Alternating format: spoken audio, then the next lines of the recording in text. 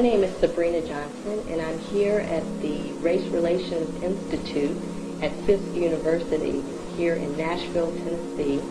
Today is Friday, July 14th, the year 2000. I'm classified as a non-white person, and I'm here at the Race Relations Institute because I'm interested in understanding about the system of racism, white supremacy, with the intent, ultimately, of ending the system of racism, white supremacy. If you would please state your name and tell us why you're here. My name's Farrell Winfrey. I live in Roane County in East Tennessee.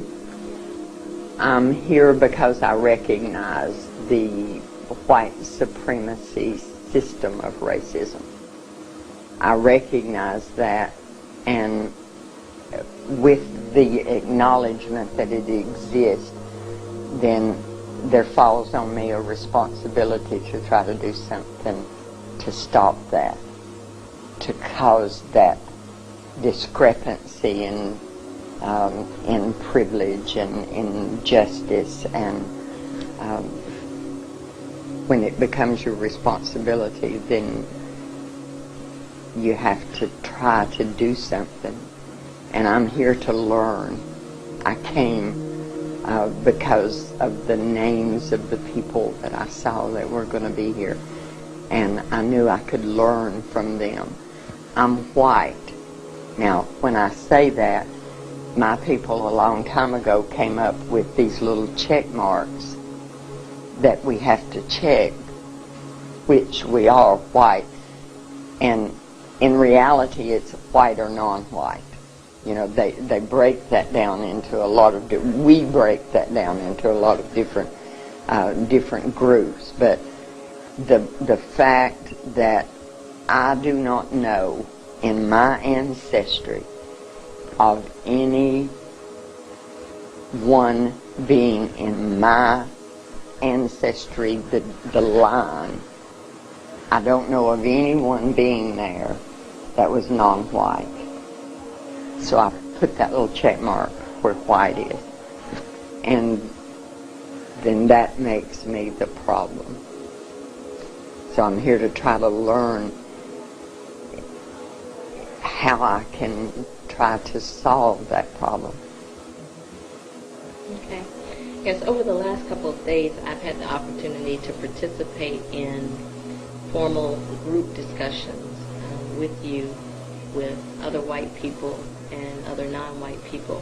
And I must say that in my experience in dialoguing about racism with white people and non-white people, I have never experienced a person who classifies themselves as white being so honest and forthright and providing helpful insights about racism to non-white people. So I want to say we appreciate your participation and your disclosures to us towards the objective of solving the problem, ending racism. That adage of the most I can do is the least I can do. See, that's a reality. What we have done for hundreds of years, it can never be undone with words, but words can bring an understanding, and until that understanding comes, that brings an awareness to my people of what they have and are doing, things are not ever going to change. The changes have to come from action, but the action have to be brought about by words. So I praise God if that has happened, and if I've been able to be a part of that, then I praise Him for it, and I thank you for saying it. Mm-hmm. Yeah, it's been my experience that when people who are classified as non-white dialogue with people who classify themselves as white about racism, emotion tends to really run high.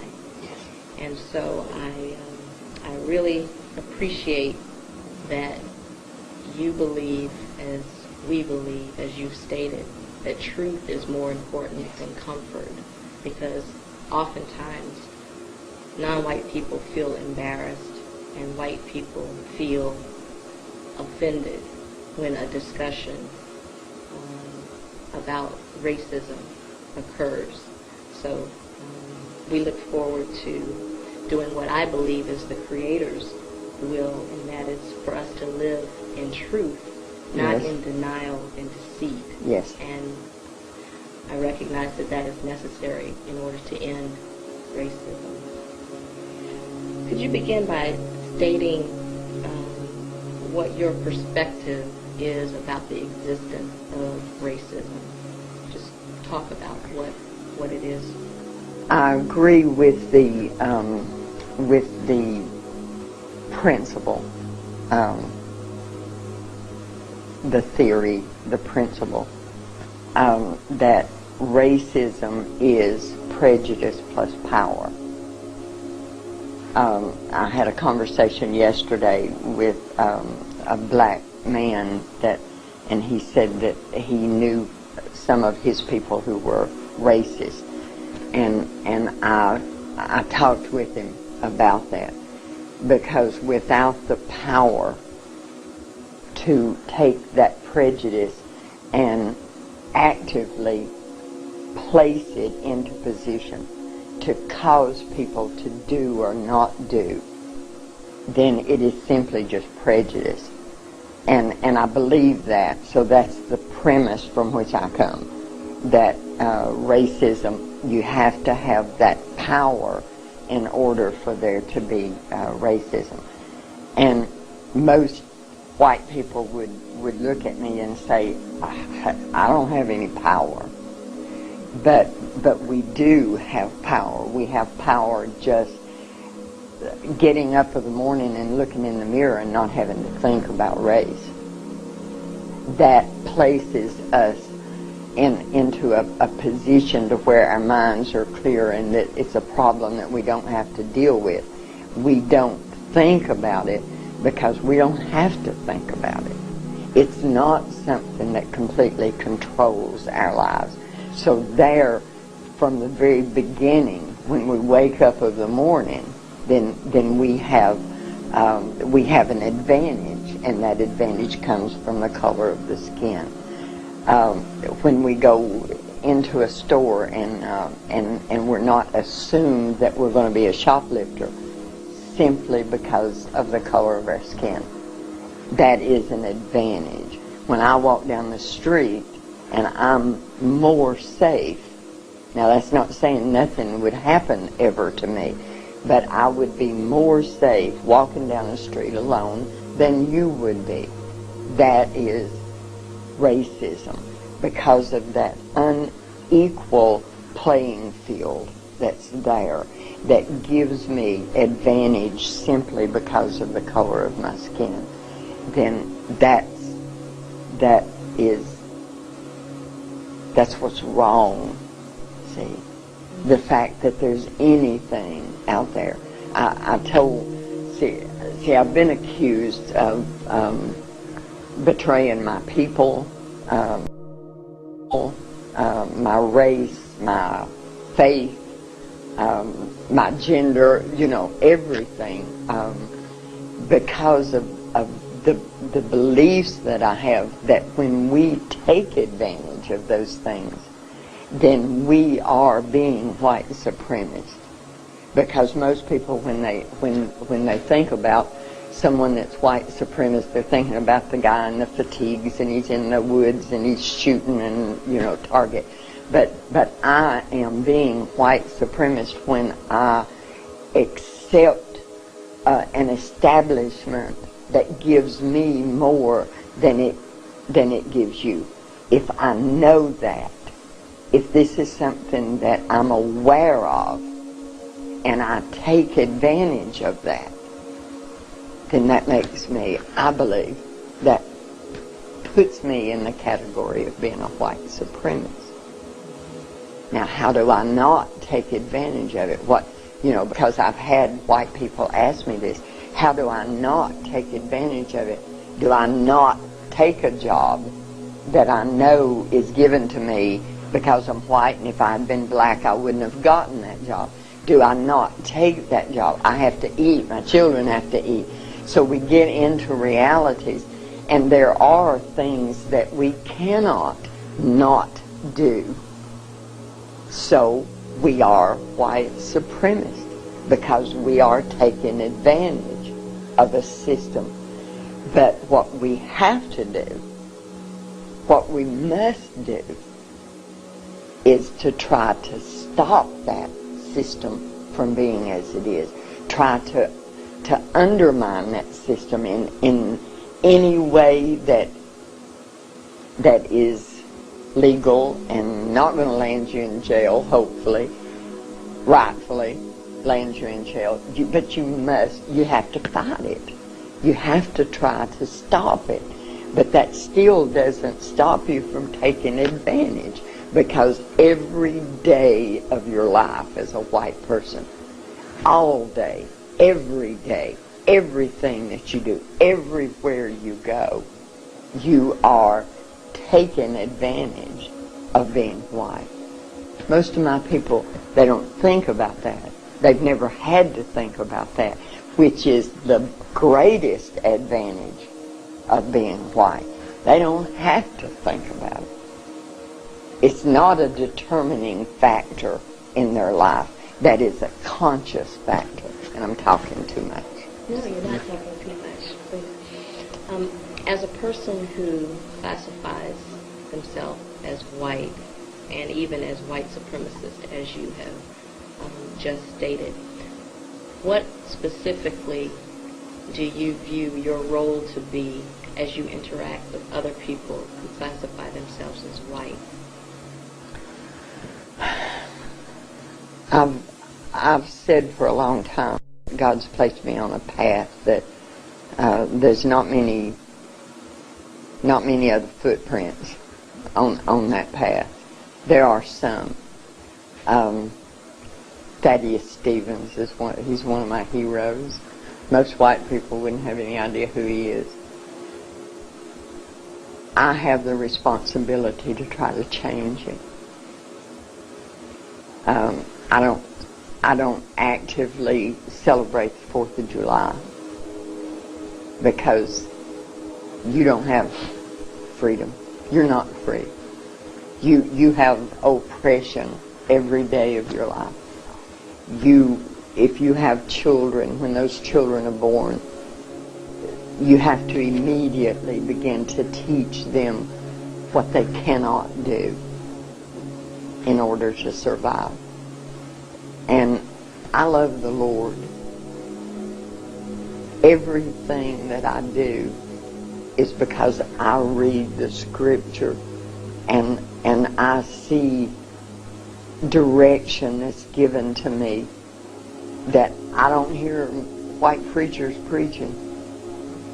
See, I don't hear it in the pulpit, and I don't understand why I don't hear it in the pulpit.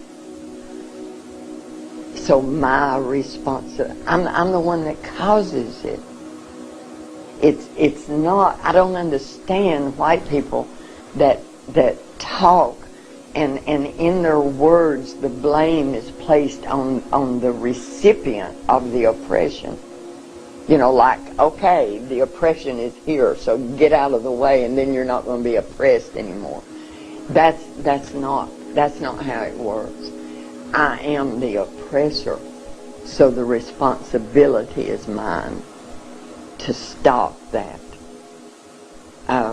Now, stopping it, that's different. It gets hard because I don't have any power other than the power of being white and taking advantage of I don't have money. I don't have influence.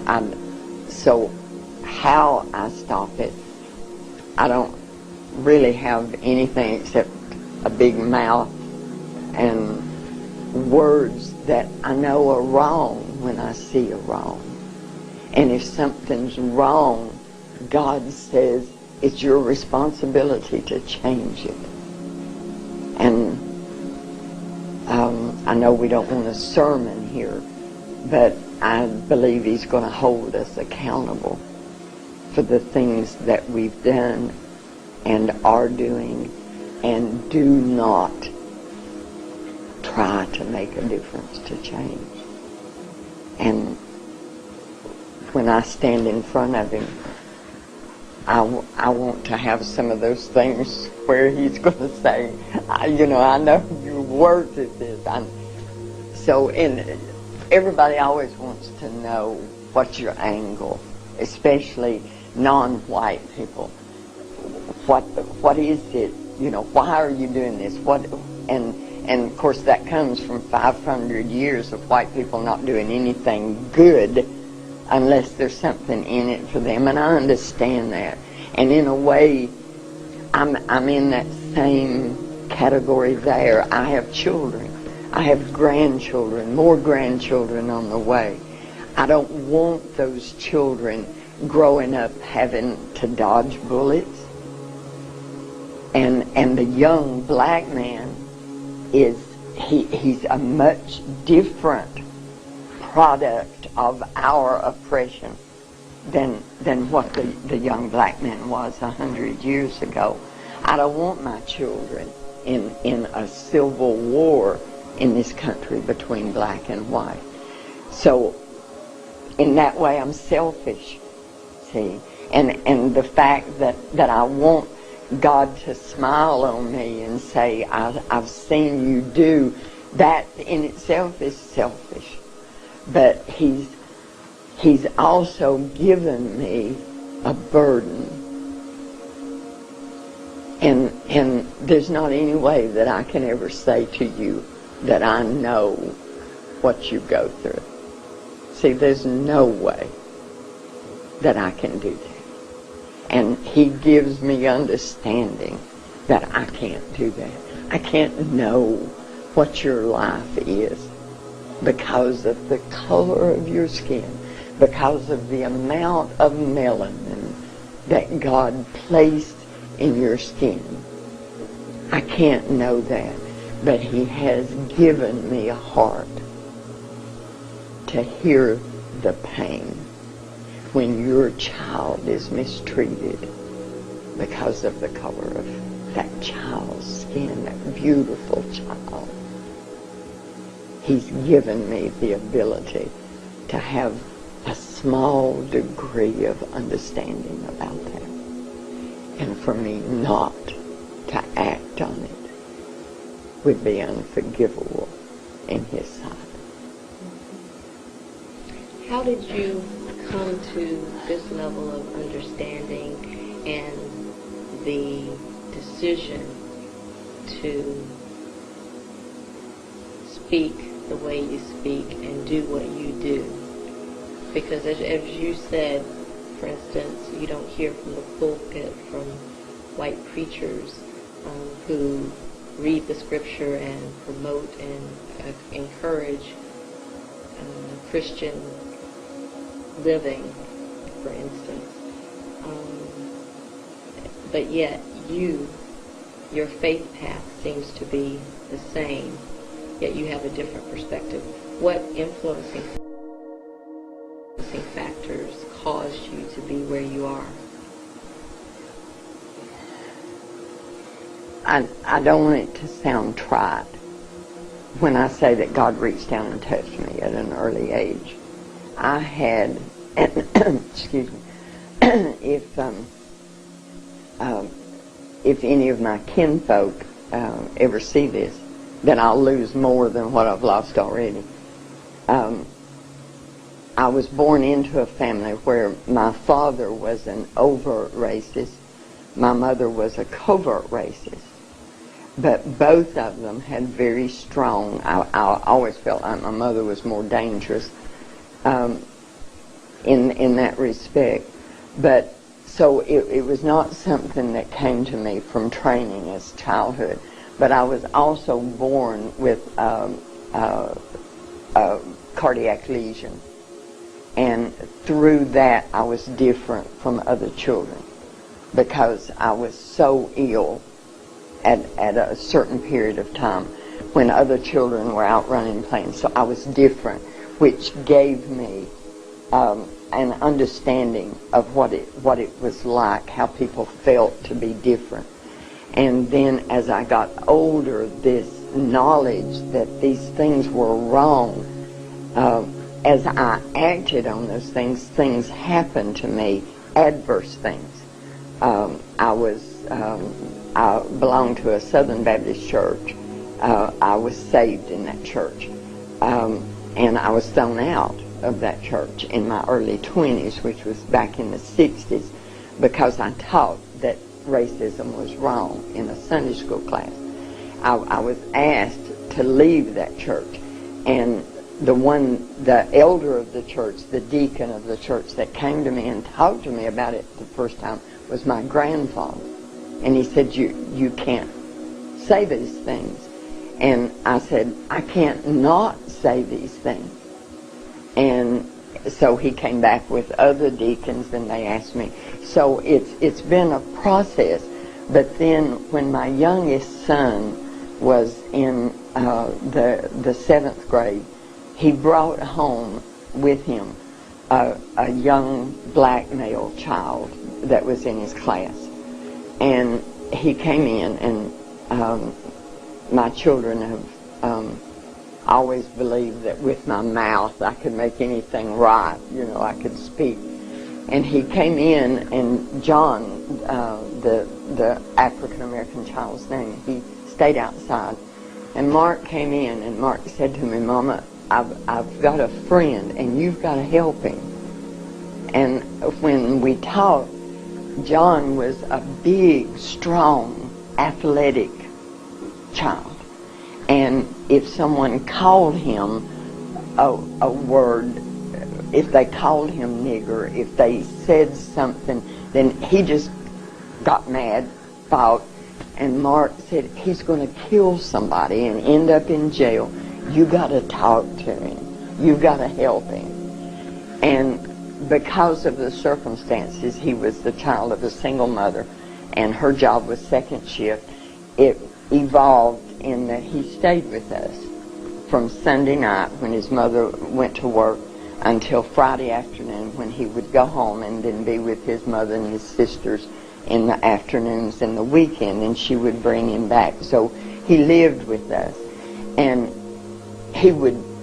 we would get threats because we lived in a white neighborhood and John was living with us.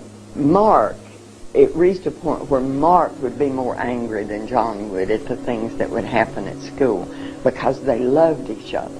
They cared about each other. We had one bed in their bedroom, so they traded out. One slept on the floor and the other one had the bed, and the next night it reversed, But through him, because he constantly had to fight. He wouldn't do anything, but he had to fight.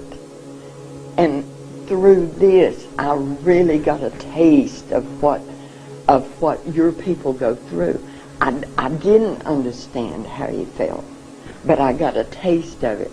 And the lesson that I was trying to give him, that Mark kept saying, Mama, talk to him, you got to, was, John, if they say something to you and it causes a reaction in you, that even if you whip them, they've still controlled what you've done. They've still been the one that caused the reaction or the reaction in you. And through this, but, so many stories of injustice for him.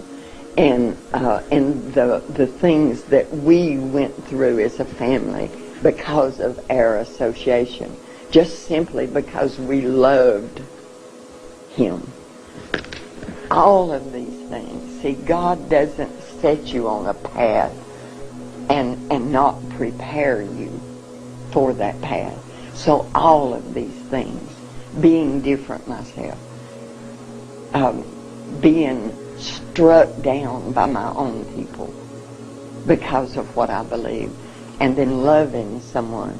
I'm not sure any white person could ever enter into this battle and be on this side of the firing line unless they love someone of color, because most of us isolate ourselves. We can get up in the morning, go to work, go shopping, go do everything in our life that has to be done without coming in contact with you. So unless we love someone, we don't know what you think, what you feel.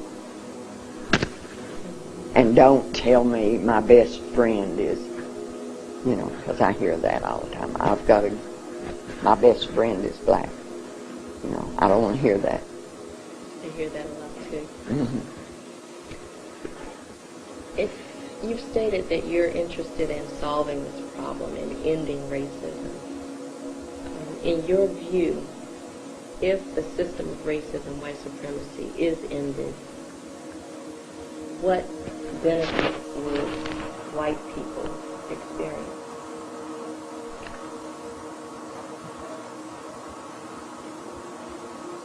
The guilt would go away, for one thing. Well, the present day guilt, because we can't ever undo what we've done. So, but that's difficult. What would we gain? Because most people ask me, what would we lose?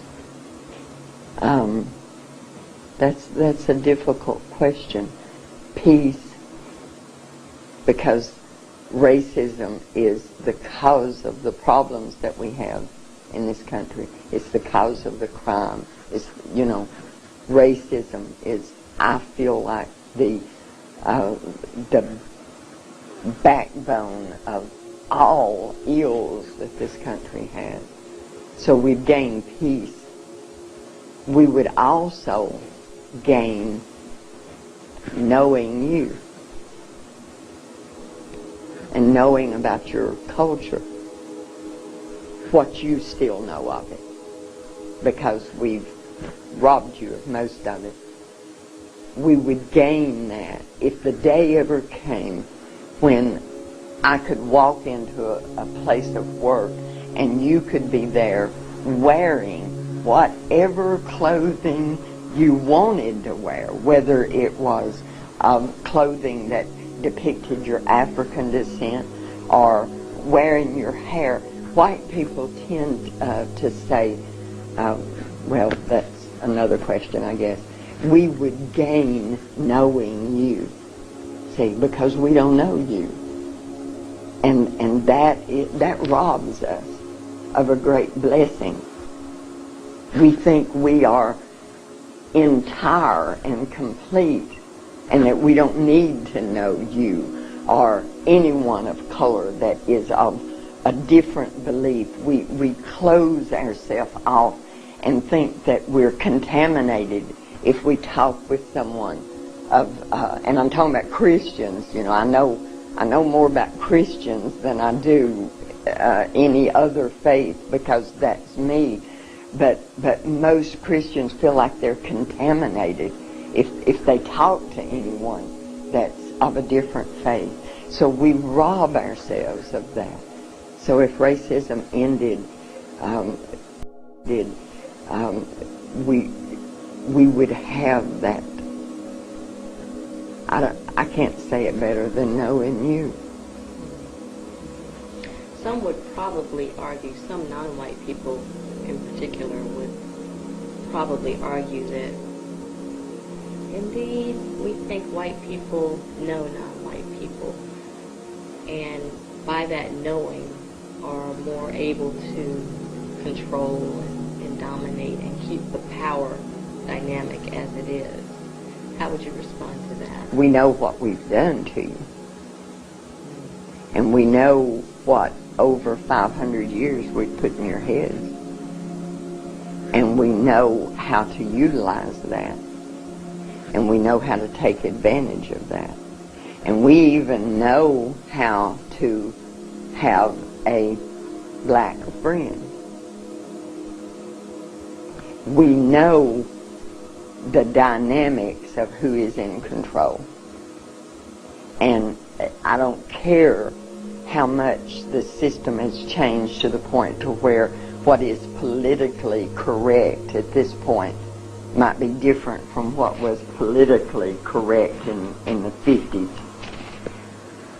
We still know where your place is. We know where our place is. And to me, the greatest deception that we've caused is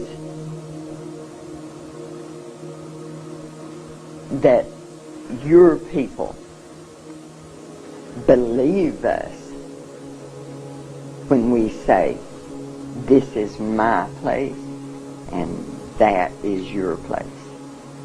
Because I see evidence, and especially in seminars like this, because I will hear non-whites speak, and I hear them speak when they don't even know that they're speaking from a position that I have told them is the only way they're going to be allowed to succeed to that degree that I'm going to let them come up that ladder. Of course, I'm just going to let them come up so far. But the greatest sadness for me is that they don't even know. See, I have done such a good job that they don't even know that I've done this to them.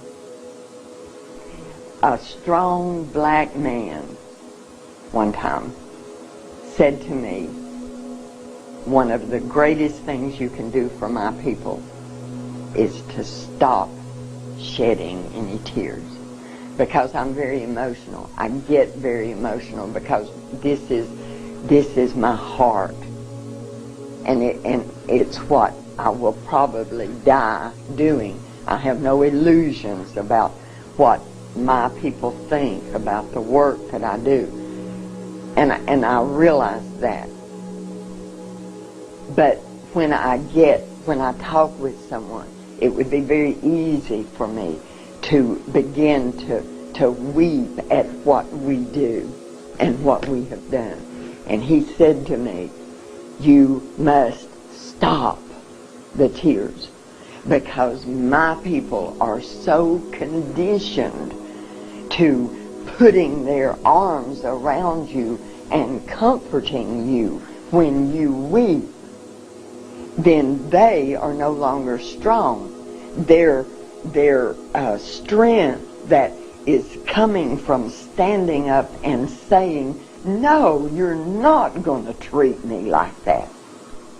That strength is gone because they've got their arms around you, comforting you.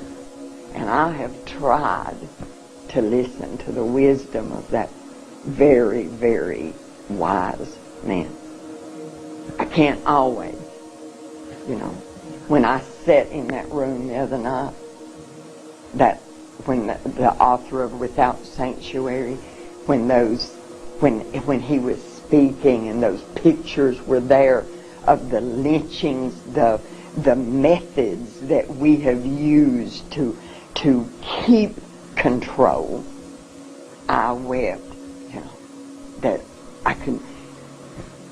But when I wept, his words came back to me, because all around me, the non-white people would reach out and comfort me. My God, there in front of, I don't understand it.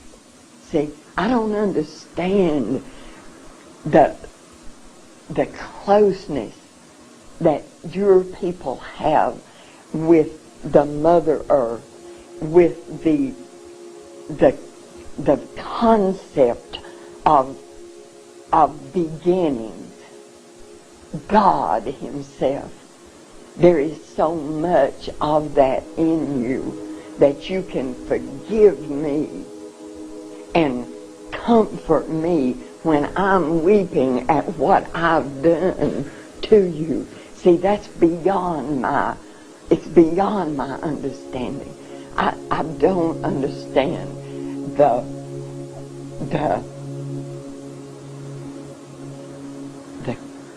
kindness,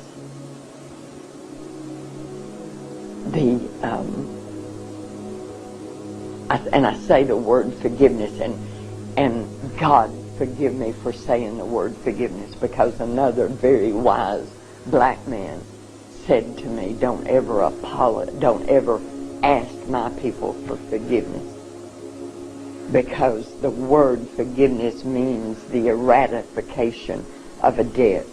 If someone owes you money and you forgive that debt, then they don't owe you anymore. And I don't want to ever be a part of, for even a moment between just the two of us, eradicating any part of the debt that I owe you, because it's a just debt. And it's a debt that needs to be repaid to the fullness of my ability to repay. So what I say to you is, I apologize for what my people, for what I've done to you, to your ancestors, to your children, and unless we're successful here, to your grandchildren. I apologize, and I mean that. See, and to any non-white that hears me, but I don't ask your forgiveness. Did I go off? No, all of this is relevant and helpful. Speak as you will. You mentioned that white people who classify themselves as white, are aware, they know what has been done, what they have done over the years to non-white people. And there are two particular areas of activity that appear to be critical to maintaining the system of racism and white supremacy. These are activities that people all over the planet engage in. And the first one is religion. So can you talk specifically about what white persons have done to or taught non-white people in the area of religion in the context of racism? You're wanting it to be to where I can't ever go home. That's it. Christianity has been misused for hundreds of years to keep your people in subjugation. And I'm speaking now a reality that the history books do not record, but history does. Christianity was used because if I said, okay, you don't believe the way I believe, and Christianity's the best way to believe, so I'm going to take you, and it's going to be for your own good, honey. It's going to be for your own good. I'm going to take you, and I'm going to tear away everything about you, and just keep your hands and your feet, because they can help me. I'm getting off. But I'm going to do this for your own good, because I'm going to give you a God. Now, what does that God look like? The reality of it is, when he came here, he didn't look like me. So what am I going to do about that? I'm going to make him look like me. So for hundreds of years, we've been telling you, and now you have to keep in mind that we took away any other God that you might have through force, through fear, through pain, through any means necessary. So now I'm going to give you a God, but I'm going to do that in a way that is going to further me. So I'm going to give you a God that looks like me, so that when you bow down to that God, you're bowing down to me. Because the reality is, and see, this is something that that bothered me when I left the church out of frustration because I wasn't hearing these things. Because the Bible tells us what Jesus looked like when he walked here. The Bible tells us what he's going to look like when he comes back. We have taken that and changed it. One of my grandchildren, when he was about 8 years old, I have a black nativity in my home that I put out at Christmas. And he had been there several times, and all of a sudden one day he brings me the baby Jesus. And he says, "Mama, this is not right." And I said, "What's not right?" He said, "This is not right, Mama." Now this is a child that every time he's with me, he gets lessons in this.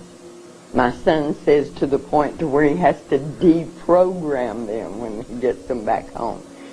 This child knows where my heart is. This child, but this is not right, Mama. What's wrong? Tell me. Jesus wasn't black. Jesus was white.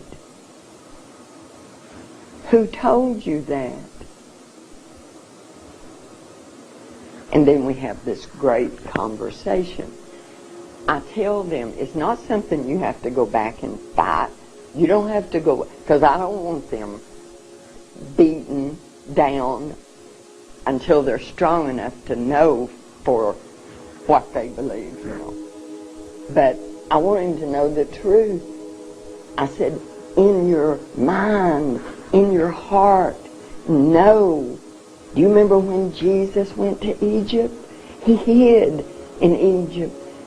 The people in Egypt, honey, they're not white people. How could he hide that? See, so that we've done that. We've given your people a God that looks like me so that you don't have any qualm about bowing down to me. See, because this is the image of God. I don't know of any sin that we've committed that's greater than that one. And we did it with the Bible in our hands when we were beating your ancestors for looking at us eye to eye. And we're quoting to them from this scripture. Even if we allowed them to have their own ministers, which there wasn't many of because we didn't allow them to read. But if we said, okay, you can have your church. This is my plantation. I'm going to do what I want with it. You can have your church. But then spies were sent. And those spies would stand outside the church, and that man would be beaten, perhaps killed, if he preached anything other than 3 sermons. And those 3 sermons were turn the other cheek, obey your master, and it's going to get better one of these days. God's going to take care of all of it. You're going to be in a happy, happy land. So put up with what you're putting up with now. And we made your people preach that to your people. And it's still being done. It's still being done. Those are the sermons that your people hear. Those sermons are what causes your people to comfort me when I do something that's wrong. We've taken Christianity in the same way the Klan has taken